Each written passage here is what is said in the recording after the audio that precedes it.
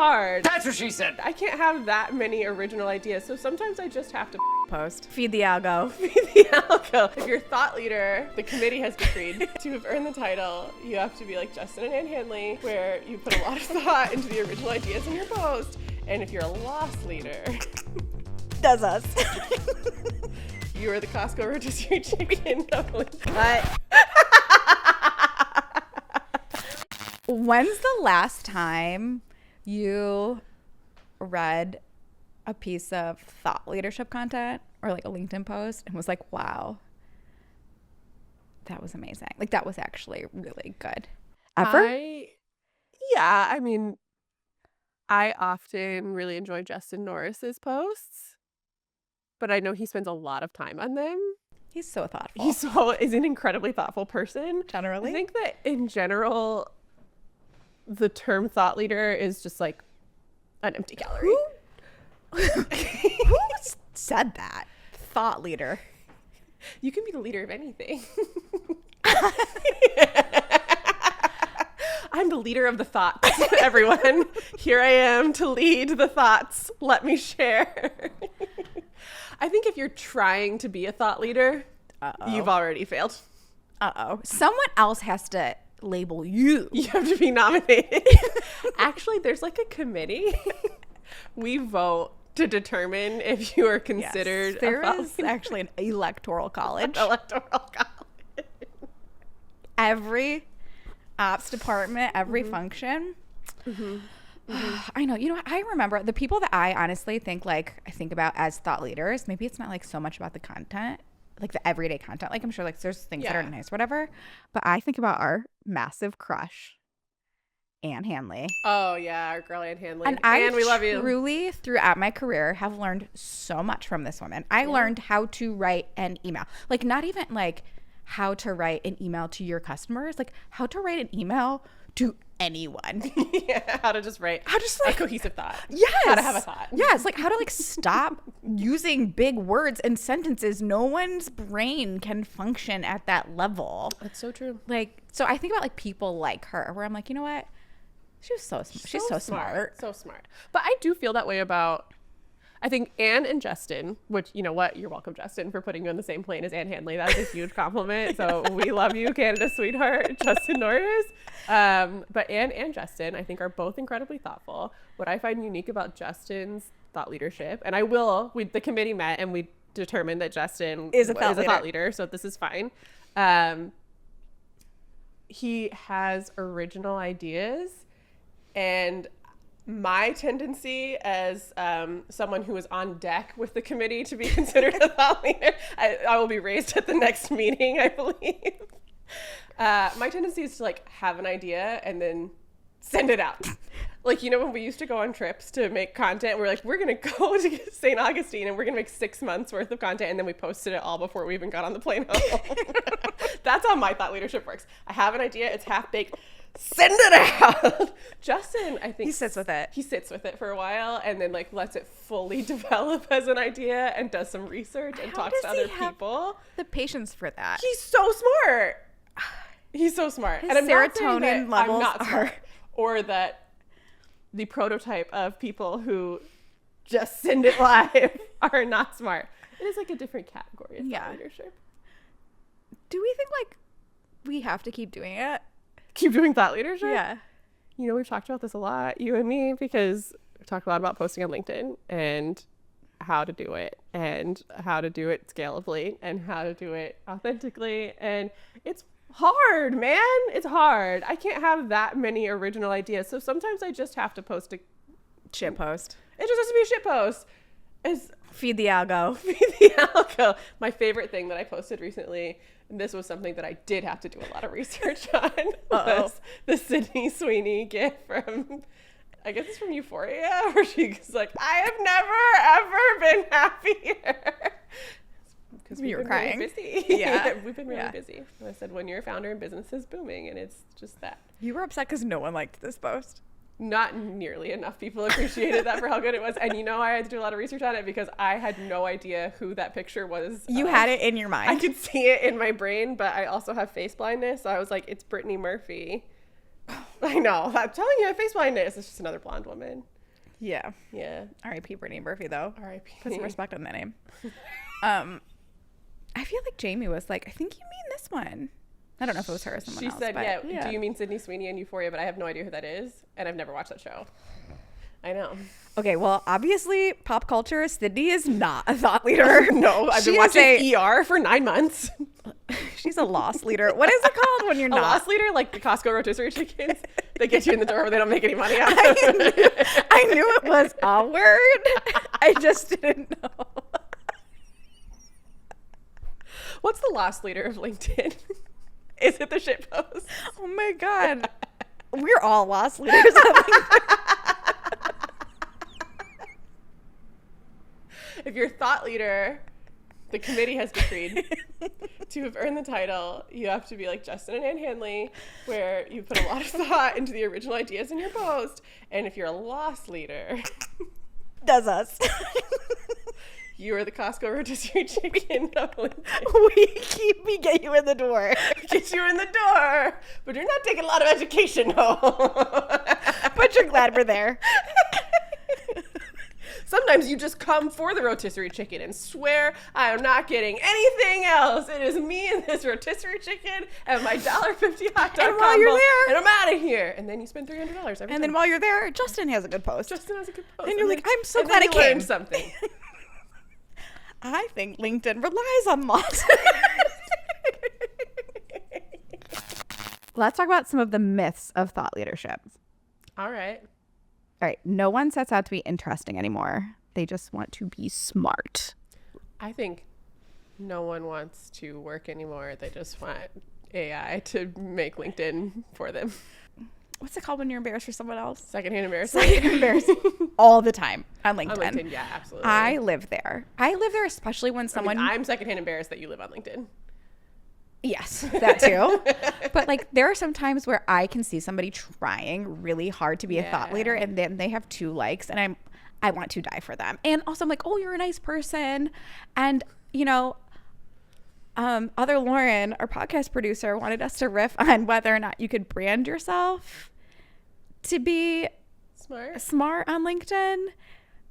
She just wanted us to question it a little bit. And I actually think personal branding LinkedIn is huge. Personal branding. Go ahead. Yes. I mean, personal branding on LinkedIn, you're right, is huge. But I do think she's right that, okay, when she said this, you and I both looked at each other like, isn't that what we do? Is it? Yeah. Well, I mean, but it's our whole company. Yes. Too. But we had already been working for a long time and established a lot of credibility before we made our silly brand. And I think if you just come in with a silly brand, it may be harder to establish credibility. Sure. And I do think people I do think that there is some power to like accolades or certifications. Oh, do you mean like my 5-time Marketo champion? No, I meant my TSA pre-check certification. Yeah, that was a fake one. But you know, like, I don't know, maybe you do need to put that stuff. That's the annoying stuff. Because I'm like, nobody cares that like I was a Marketo champ for 2 times, but like people maybe they unfortunately do still care. Yeah, they do still care. It's so weird. It is. I mean, that for both of us, I think being Marketo champs was a big leg up on. I mean, that's how I knew who you were. Yeah, I mean, that's part of becoming a thought when the committee convenes. Oh my gosh, it was an electoral college. It was the Marketo customer marketing team. And they decided that we were the thought leaders. We did it. Okay, well, it's a third party all along, and we're all screwed. A third party has to corroborate your status as a thought leader. It's not wrong. You were more organic. Okay, no, we're not doing Bible. That's a different podcast. Yes. Okay. All right. So I don't know. Setting out to be interesting versus setting out to be smart. I think that why not both? Set out to be interesting or set out to be smart. You have to be interesting and you have to be smart, and then you just have to set out to be yourself.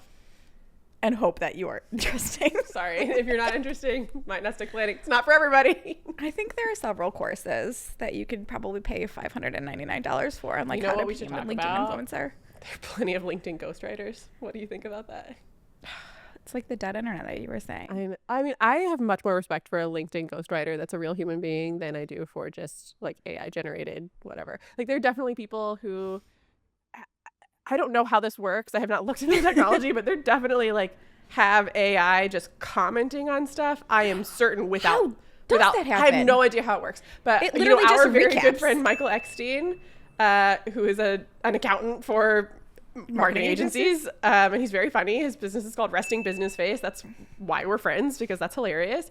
I follow him on LinkedIn, and he had someone commenting on every single one of his posts, something that was very obviously AI generated, but it was so consistent that I was like, this guy is not even like going to Michael's post and then creating an AI comment and posting it. There's something's happening. I don't know how it works, but I hate it so much. Oh my gosh. I started trolling him a little bit. Also, his name was Al.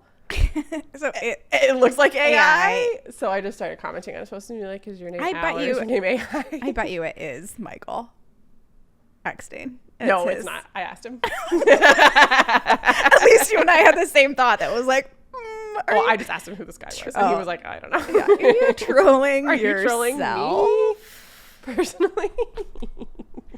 Yeah, I think there's like, like people want to show up and like as if they already have an audience. You just like can't take a shortcut on it. No. Like using AI or whatever. It's just like taking a shortcut.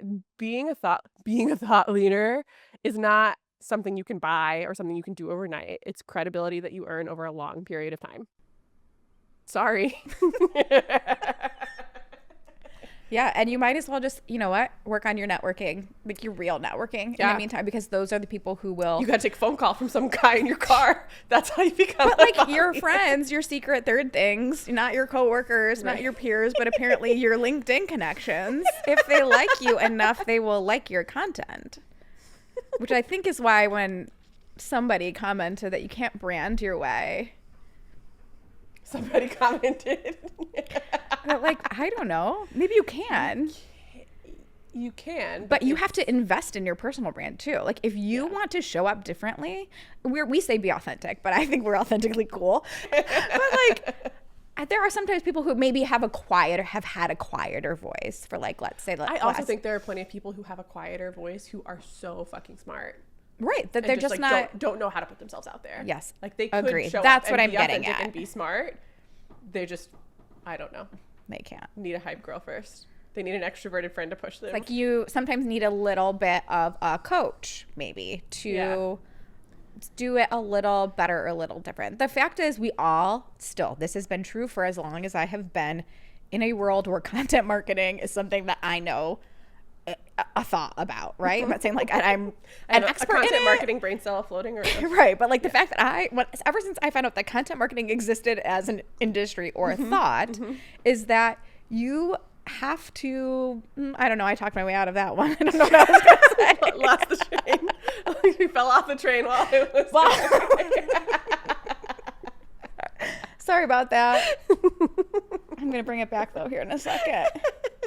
I'm thinking about like one specific person who like, you just have to be consistent and you have to be a learner yourself. Yes. And you have to be consistent in putting content out there. And if you don't, like, you can't just assume what your audience wants. Like, yeah, I think it's also like we were talking about with networking, where it has to be about what are you giving, not what are you asking for. It feels like you're giving when you're posting, but you are asking for engagement. You need to go engage with other people's stuff. Right. LinkedIn now shows you how many impressions you get on your own comments, because commenting on other people's stuff is such a powerful way to show your thought leadership. And you don't even really have to have an original idea. That's easy. literally just reply to what just they're already doing. Comment to other stuff. I remembered what I was going to say. What? Okay, since the beginning of content time, not as long as of an intro before, people only have so much energy in the day. There's only so much time in the day. Like you think you're competing with other people, maybe on LinkedIn, or you think you're competing with other people's posts. Like, no, you're competing with literally every moment of someone's time. And so if what you're putting out there is not good, you're not going to get their eyes on it. And that's just like the truth of life. Yeah. That's how time works. Read them and wait. Right. So like if you're putting just like average content out that like has been done 1,000 times before, like, you know what? Maybe it's just not for you, babe. I don't know. I don't know. I think a lot of people also have imposter syndrome about posting anything. Like people that are smart and have good ideas, just like don't know where to start, don't know what to do. I am a mentor for this women NYC group in New York. It's mostly just like female entrepreneurs who are like trying to get started. And most of the time when people schedule time with me, it is to talk about creating content. Like, what do I do? Like, I did this thing. I wrote this book. I have this service. I have whatever. I don't know what to do now. And mostly I just tell them to just do it. Just post something. It doesn't, don't think about it too much. I told a lot of them to do videos.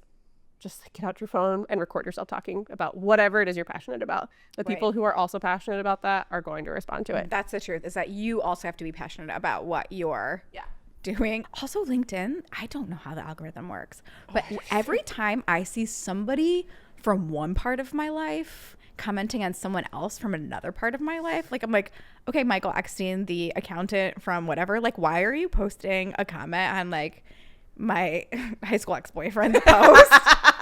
Like, it's obviously because we're both like connected, but I do think like the commenting is like huge for just like networking and getting your name in public in front of other people. Yeah.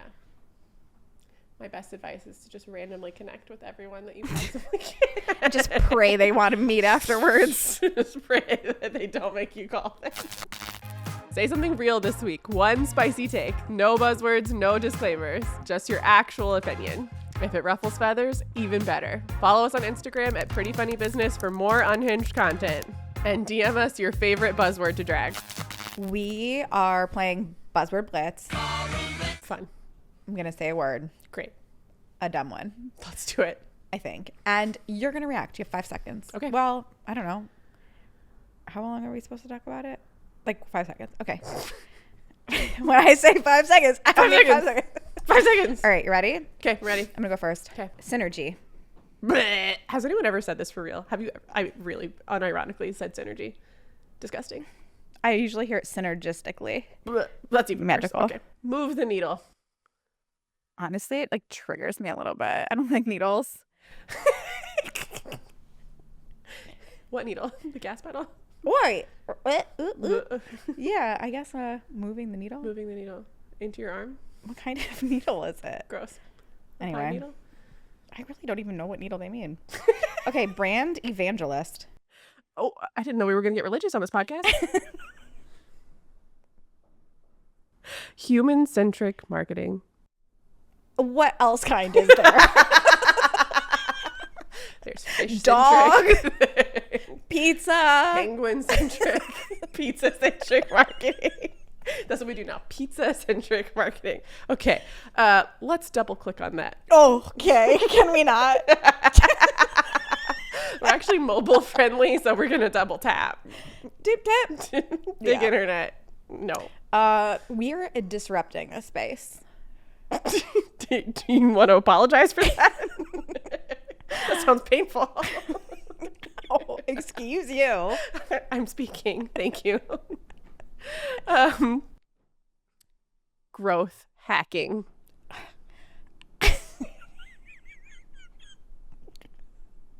Hacking literally just reminds me of vomiting 100% of the time. Terrible.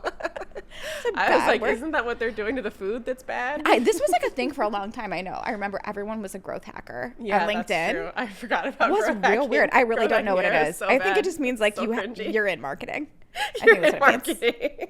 All right. Growth hacking means I'm showing up to work and trying my best. I work in corporate B2B marketing and I'm a growth hacker. Let's table that. Let's floor it. I think that's the two opposites of each other. My table usually has a lot of stuff on it. Table that. Stuff on the floor. Table that means we'll do it later. Floor it. He's gonna do it fast and immediately. Disruptive innovation. It's always AI. 100% of the time. There's no. We have disruptive innovation. We started a newsletter. A thought leadership one. Fail fast. Fail fast. What if I want to fail slow? Let's make this as painful as possible. Really drag it out. Fail fast is like the number one. If you see fail fast in a job description, that is like the reddest red flag that could ever possibly exist. Because If you were going to, you're gonna fail fast, and then you're gonna be fucking out of here. and be like, if you're gonna fail, you better do it now. Better do it now. Because we don't have time for you to do this later. We don't have multiple head count, so we're gonna get you out and get someone else in. Just let us know that you're gonna suck quickly, please. Please feel free to experiment, but only if your experiments turn 100% positive results. Otherwise, adios. A line on next steps. You should. I do feel that's important. All right, so we got one good one. All right, my last one. Taking it offline. Like to the park? Like, are we in the crowd? in the grass? I don't think in the year of our Lord 2025 anyone has ever been offline ever. There's not been one single moment where anything has been taken offline. So you want me to never talk about this again? If it's not in my rectangle, take it offline means throw it. It means throw it in the garbage. This episode is sponsored by MarketingOps.com, aka group therapy for anyone who's inherited a Salesforce instance from 2014. It's the internet's home for marketing and RevOps folks. Job boards, templates, and advice from people who actually do this work. Plus, a Slack community that's shockingly useful. So if you've got naming conventions no one follows, or a campaign tagging system you made up under duress, MarketingOps.com is where your people are. New members get 10% off a paid membership with our code PFB10. How do we actually be a thought leader? And how do you actually build authority on LinkedIn? Yeah. The answer is we're not like experts on this topic, but I thought it'd be a good idea to like look back a little bit at some of our posts that have done well, because there are the most legendary posts that launched our podcast. Go for it. What was it? The 9 minutes between the Google Calendar notification and the start of the meeting is just enough time for me to completely forget about the meeting. 14 million impressions. You go viral every August. I do still. I mean, it got picked up by Female Quotient, LinkedIn News, like all people repost it without credit all the time. All the time. That was a shit post. I did not premeditate that post at all. That was one thought that I had as I was running late to a meeting, sent it live, and that was that. And that's why we started the podcast finally. We did. We were like talking about so funny, laughing. So we're like, you know what we should do? Talk about this. Yeah. And then make everyone listen to make a podcast, and here we are today. So the funny thing is, like, this shit post like that, I don't know what the algorithm loves, whatever. Yeah. But like sometimes they like go really well and sometimes they don't. Like I have the only one that I was looking at our analytics. The only one that I have that's like that is, I don't know why. I've said several one-liners, but the one that's picked up was, I don't know why God's plan for my life had to involve LinkedIn. The algorithm loved hating itself. It's like, go away. Dude, I'm in a Facebook group that's called like LinkedIn memes for go-getter teens. And it's just like teens. Yes. It's a long story. It's like a riff on another group, on another group, on another group. Anyway, it's like the origin is in numbtots. It doesn't matter. But it's just people posting screenshots of like LinkedIn broetry of like people just trying to feed the algorithm the like whatever, perfect you know, way. One line for every thought and lots of emojis with rocket ships and let me tell you how I start my day at 4:30 in the morning. I drink my athletic greens and then I go sweat it out in the sauna while I listen to the podcast. So for the record, this was obviously a shit post and not trying to game the algorithm for you. But another one of yours that did really well, it was something like my shitty landlord. Things my shitty landlord taught me? No, it was what my shitty landlord taught me about marketing operations. It was around the time that thing had gone viral about the guy who was like, I got engaged. This is what it taught me about B2B enterprise sales. And I thought that was funny, but it was more laughing at him, not with him, because it seemed like he was serious and I was not. That's what I'm saying. But I did discover that when my landlord installed my washer dryer, they switched the hot line and the cold line. So when I wash my clothes on cold, they're washed on hot. And when I wash them on hot, they're washed on cold. And so all of my clothes have been shrinking. And you know what I learned was to always check the details and make sure you understand how everything works. And then the other two things that went really well were sharing very specific product roadmap updates for Marketo specifically, because again, I'm a one-trick pony. Yeah. But that was interesting that, like, I feel like, you know, maybe those communications aren't always hitting the masses when those actually happen. I don't know. Yeah, I mean, it's hard to get something like product update roadmap to like really be interesting unless other people are talking about it. Right. But I mean, all of those were not like, oh, Adobe really wants us to push out this road. Honestly, if Adobe ever asked me to push out their product roadmap, I'd be like, no. But I am not for sale. I just like demand avoidance. No. Yeah.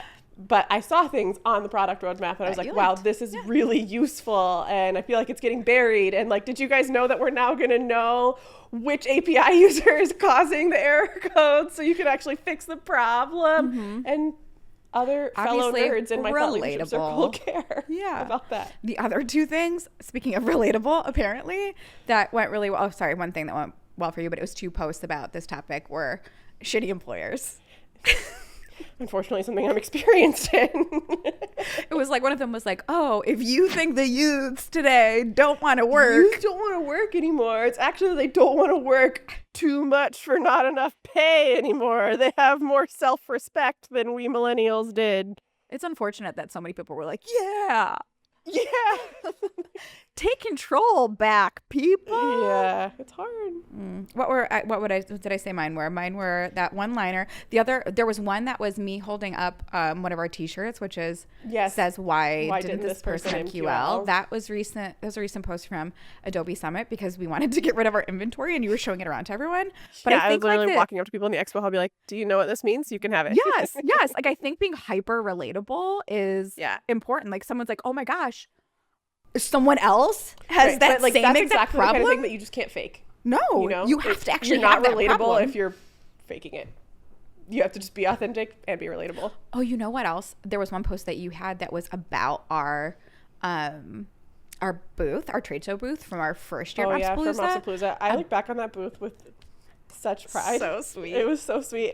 The whole time we were building, we were like, does it look like a garage sale? And the now answer is back, yes. It absolutely does. The answer is it was very precious. But like, the thing about that post specifically is it's not like that we had to create an interesting concept. You just talked about something interesting that we were already doing. Right. Like, so for those that do not know, we, as our booth giveaway for the past 2 years, have given out real tattoos, like permanent tattoos. Like, health inspection had to come and make sure that we had everything. Tattoo artist, needles, blood, health department, the whole thing. And so like, that was new and surprising at the time. And so when we talked about it, I think people were like, oh, that's interesting and different. It wasn't even about like the content being interesting and different. It was just like us about actually doing something interesting and different. Right. So be better, and your LinkedIn post will be better, I guess. Do something interesting, and you'll have something interesting to talk about.